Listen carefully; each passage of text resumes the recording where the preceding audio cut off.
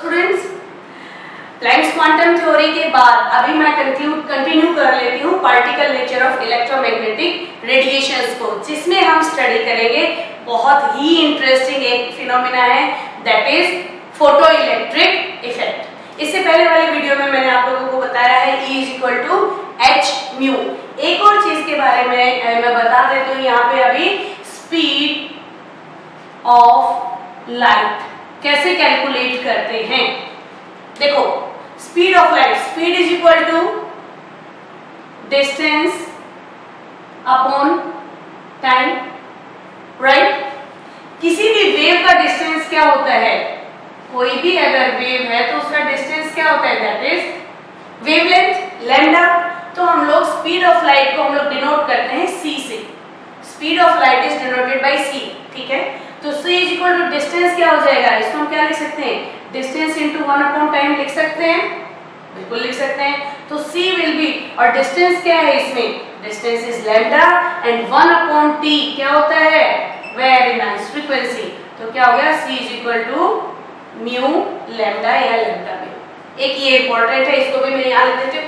इस चैप्टर में आप लोगों को कुछ फॉर्मूलाज याद करने हैं और उन फॉर्मूलाज को मैं यहाँ बार बार आपको बताती जाऊंगी। आज जो हम लोग फॉर्मूलाज याद कर रहे हैं, एक क्या है, E = h μ, दूसरा क्या हो गया, c = म्यू लैम्डा। दो हमने कंक्लूड कर लिए हैं, अब एक और नए फॉर्मूला की तरफ चलते हैं एंड उसमें हम बात करेंगे फोटो इलेक्ट्रिक इफेक्ट की। बड़ा ही शानदार इफेक्ट है, करते हैं चलो। फोटो इलेक्ट्रिक इफेक्ट, ये वेव के पार्टिकल नेचर को एक्सप्लेन करने वाला कॉन्सेप्ट है। पहले समझ लेते हैं पार्टिकल नेचर क्या है। देखो, अगर ये पेन है यहाँ पे, इसमें से अगर कोई वेव गुजरते तो क्या इस पेन को हिला पाएगी, यहाँ से बिल्कुल नहीं हिला पाएगी, क्योंकि वेव नेचर किसी चीज का है तो उसमें मतलब अगर खाली वेव नेचर की बात करें तो वो इस पार्टिकल को नहीं हिलाएगी। लेकिन मैं इसको टच करती हूँ, यहाँ पे इसको इससे टच करती हूँ तो इसको हिला सकती हूँ ना, कुछ एनर्जी अगर मैं डालूंगी तो that is known as particle nature. अब हम बात कर रहे थे किसकी, इलेक्ट्रोमैग्नेटिक रेडिएशन की। इलेक्ट्रोमैग्नेटिक रेडिएशन की पार्टिकल नेचर को कैसे देख पाएंगे, तब देख पाएंगे अगर वो किसी मैटर को अपनी जगह से हटा दे, तो वो प्रूव होगा कि उसके पास क्या नेचर है, पार्टिकल नेचर है। वेव नेचर तो मैक्सवेल ने प्रूव कर दिया था।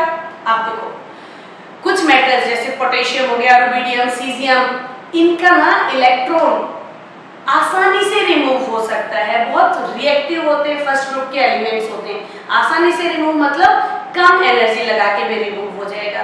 इन इलेक्ट्रोमैग्नेटिक रेडिएशंस की जो एनर्जी है, पार्टिकल एनर्जी, अब हम लोगों को तो नहीं फील होती। कभी मेरे पास एक डस्टर रखा हुआ है, इलेक्ट्रोमैग्नेटिक रेडिएशंस तो यहाँ पे हैं, ये तो नहीं हिल रहे यहाँ पे, हम कैसे माने कि इलेक्ट्रोमैग्नेटिक रेडिएशन में पार्टिकल नेचर है। अगर कोई हल्की चीज है जैसे इलेक्ट्रॉन, इलेक्ट्रॉन में मास है, तो मास है तो ये क्या है, मेटल है। और अगर इलेक्ट्रॉन को कोई इजेक्ट कर सकता है अगर रेडिएशन से, तो हम क्या कहेंगे, रेडिएशन के पास पार्टिकल नेचर है। एक्सपेरिमेंट किए गए, देखो एक्सपेरिमेंट क्या किए गए हम समझने की कोशिश करते हैं। एक मेटल सरफेस ले लिया गया, से फॉर एग्जांपल हमने पोटेशियम ले लिया, उस पे रेडिएशन डाले हैं, क्या, लाइट, क्या डाल दी, रेड कलर के रीजन में डाल दी, राइट। रेड कलर के रीजन में लाइट डाले, देखो एनर्जी क्या था हमारे पास, एनर्जी = h μ। कुछ एनर्जी है इस रेड लाइट में, इसकी फ्रीक्वेंसी है तो एनर्जी है। क्या पाया, हम लाइट डालते रहे इसके ऊपर, फीबल लाइट भी थी, लाइट की इंटेंसिटी बढ़ा दी, शार्प रेड कर दिया, यानी कि एम्पलीट्यूड बढ़ा दिया, फ्रीक्वेंसी नहीं बढ़ाई। फ्रीक्वेंसी अगर बढ़ाएंगे तो कलर ही चेंज हो जाएगा। एम्पलीट्यूड खूब बढ़ाया, लेकिन यहाँ पे हमारे को कोई एक्टिविटी नजर नहीं आई। चलो, हम लोगों ने शुरुआत किससे की, कम एनर्जी से। अब एनर्जी बढ़ाते हैं, यानी कि फ्रीक्वेंसी बढ़ाते हैं, तो एनर्जी को जब बढ़ा करके कहां तक लेके आए, येलो रीजन में। येलो रीजन में लेके आते ही, जैसे हमने येलो कलर की लाइट इस पे पोटेशियम पे डाली, मेटल सरफेस पे डाली, तो क्या पाया, इलेक्ट्रॉन्स यहां से निकलना शुरू हो गए। इसका मतलब इलेक्ट्रोमैग्नेटिक रेडिएशन में पार्टिकल नेचर था, इसीलिए तो इलेक्ट्रॉन्स इजेक्ट होना शुरू हो गए। अब देखो किसी भी पार्टिकल में, अब यही मार्कर ले लेती हूँ आप लोगों के सामने, इस मार्कर को मैं जस्ट यहां से यहां हिला दूं तो कुछ एनर्जी लगी, लेकिन अगर मैं और ज्यादा एनर्जी के साथ हिलाऊं तो दूर जाके गिरेगा, है ना। लेकिन वो कम से कम इतनी एनर्जी उसको चाहिए थी इजेक्ट करने के लिए, that minimum energy required to eject an electron from its metal surface is known as threshold energy and the frequency is known as threshold frequency mu naught। ये वो मिनिमम फ्रीक्वेंसी थी जो इलेक्ट्रॉन को eject करने के लिए चाहिए थी। अगर इससे ज्यादा एनर्जी हम देंगे तो क्या होगा, इलेक्ट्रॉन सिर्फ इजेक्ट नहीं होगा, इलेक्ट्रॉन इजेक्ट होकर के दूर चला जाएगा, उसमें कुछ काइनेटिक एनर्जी आ जाएगी। तो अभी मैं यहाँ पे बताती हूँ आप लोगों को एक और चीज। तो E is equal to h mu हमने लिया था, the minimum energy required to eject an electron is E is equal to h mu naught। इतना तो इसको चाहिएगा ही चाहिएगा, और इसको हम क्या कहते हैं, वर्क फंक्शन। इसको क्या कहते हैं, work function h mu naught।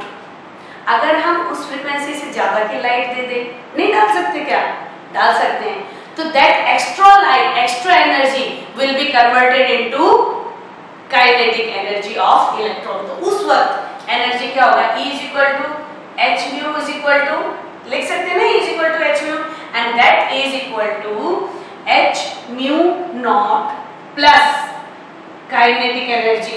Kinetic energy किसकी, इलेक्ट्रॉन की, half mass of electron velocity of electron का स्क्वायर। एक ये वाली इक्वेशन भी आप लोगों ने याद करनी है।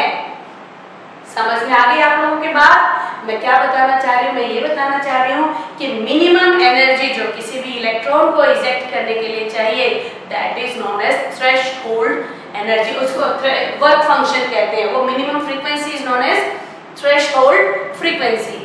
अगर उस फ्रीक्वेंसी से ज्यादा की लाइट हम लोग दे रहे हैं तो that energy will be converted into kinetic energy of electron. तो E is equal to h mu and that is equal to h mu naught। इतनी तो कम से कम इलेक्ट्रॉन को इजेक्ट करने के लिए चाहिए, और उससे ज्यादा जो बचेगी that will be kinetic energy of electron. Clear हुआ मेरा पॉइंट। यहाँ पे इन कॉन्सेप्ट्स को लेते हुए जो हम लोग बात कर रहे थे डेवलपमेंट्स, पहला dual nature of electromagnetic waves के बारे में हम बात कर चुके हैं। पहला मैक्सवेल ने एक्सप्लेन किया wave nature of electromagnetic radiation. उसके बाद यहाँ पे फोटो इलेक्ट्रिक इफेक्ट से हम लोगों ने एक्सप्लेन क्या किया, particle nature of electromagnetic radiation. तो पहली डेवलपमेंट हम डिस्कस कर चुके हैं। अगली डेवलपमेंट है एटॉमिक स्पेक्ट्रा। उस डेवलपमेंट को हम अगली वीडियो में डिस्कस करेंगे।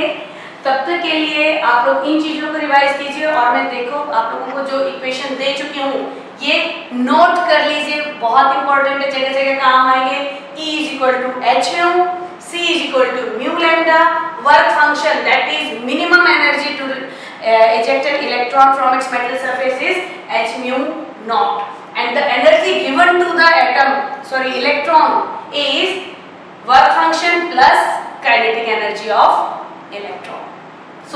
इस वाले वीडियो को भी यहीं पे कंक्लूड करते हैं।